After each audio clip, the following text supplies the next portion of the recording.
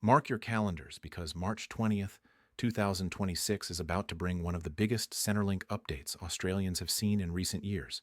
And if you receive payments like the age pension, disability support pension, JobSeeker, carer payment, youth allowance, or rent assistance, then this information is absolutely essential for you. Every 6 months, the Australian government adjusts Centrelink payments based on inflation and cost of living changes. But because the cost of groceries, rent, fuel, energy bills, and basic everyday items has risen sharply across the country, the March 2026 indexation is expected to be larger than usual. For millions of seniors who rely on the age pension, this update will determine how much support they receive for the next half year. Early estimates suggest that single pensioners could receive an increase of around $20 to $30 a fortnight, while couples could see a combined rise of $35 to $50, depending on inflation figures finalized early next year. These boosts may look small individually, but over 12 months the total difference can be significant, helping pensioners keep up with medical costs, food expenses, and essential household bills. Disability support pension recipients will also see a similar increase. DSP beneficiaries often face higher medical and mobility-related expenses, so even modest increases can help reduce financial pressure. Carer payment recipients, who often sacrifice work hours or leave employment entirely to support a loved one, will also receive a raise in their fortnightly pay. Carers already shoulder huge responsibilities, and the government recognizes that rising living costs impact them just as heavily as other households. People on JobSeeker will also benefit, though their increases are traditionally smaller. Still, with rent, transport, and food prices climbing across the country, even an expected $10 to $20 increase can help recipients cover essential expenses. Youth Allowance and Austudy recipients, mostly students and young job seekers, are also set for increases as housing and education costs continue to rise. Rent assistance is another major area people should pay attention to. Australia's rental market has tightened dramatically over the past 2 years, with record-high prices in cities like Sydney, Melbourne, Brisbane, and Perth. Because of this, rent assistance is expected to see a slight upward adjustment to help renters cope. Along with payment increases, something equally important is happening.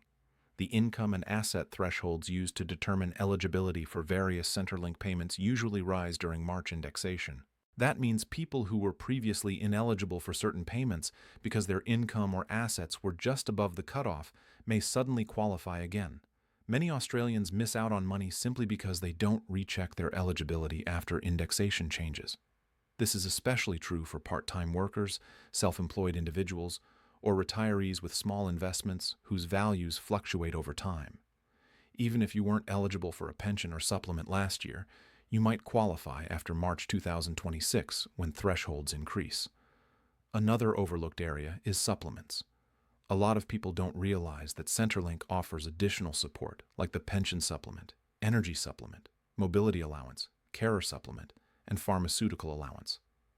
These smaller payments also rise during indexation, and while the increases may look tiny, they add up across the year. Many pensioners and low-income households depend on these supplements to manage rising utility bills and healthcare costs. But here's the catch. Just because payments are increasing doesn't mean everyone automatically receives the correct amount. If your personal situation has changed at all, maybe your income dropped, maybe your savings decreased, maybe your rent increased, or maybe you separated from a partner, then your updated details may qualify you for a higher payment.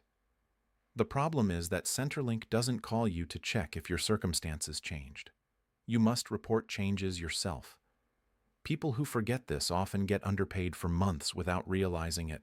On the other hand, failing to update income or assets can lead to overpayments and Centrelink debts later, something nobody wants to deal with.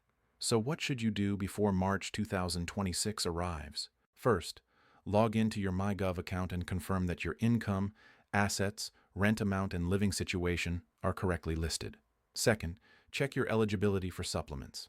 You might qualify for payments you've never claimed. Third, make sure your bank account details are correct so there are no delays when the new rates begin. Fourth, stay updated because the government will release the final confirmed increase numbers just before March 20th. Another important thing to remember is that payment boosts often change concession eligibility as well. Concession cards give discounts on electricity, water, gas, public transport, car registration, and even prescription medicines. Many Australians don't know that even holding a part pension card unlocks significant savings. When your payment rate changes, your concession eligibility may change too, and this could save you even more money throughout the year. These changes matter because everyday life in Australia is becoming more expensive, especially for seniors, low-income households, and people with disabilities.